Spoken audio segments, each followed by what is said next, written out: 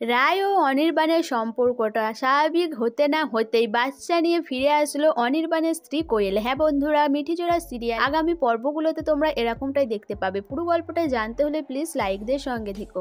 অনির্বাণের বন্ধু ফিরে আসে, সে একজন ডাক্তার। অনির্বাণ জানতে পারে যে তার বন্ধু যে সার্জারিগুলো করে তাতে অনেক প্যারালাইসিস রুগীরা সুস্থ হয়ে যাচ্ছে। সেটা জানতে পেরে অনির্বাণ রায়ের দাদার সাথে কথা বলে, তাকে সমস্তটা বলাতে তিনি রাজি হয়ে যায় ডাক্তার দেখাতে। রায়ের দাদা রায়কে কোনো কিছু না জানিয়ে ওই ডাক্তারকে দেখায়।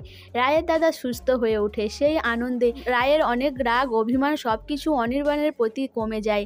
সে ভাবে যে অনির্বাণ আমার পরিবারের কথা অনেকটাই ভেবেছে, সে না হলে আমার দাদার কথা এত ভাবে। এদিকেও তার দাদা ভাই আর শ্রোদারে বলে যে অনির্বাণ তাকে ক্ষমা করে দে।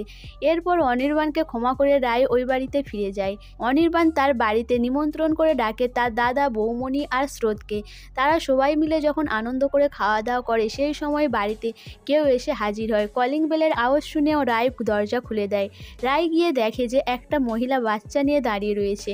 রায় জিজ্ঞাসা করে যে কাকে চাই, তখন তিনি জানায় যে অনির্বাণকে একবার ডেকে দেবেন, তাকে বলুন কোয়েল ফিরে এসেছে।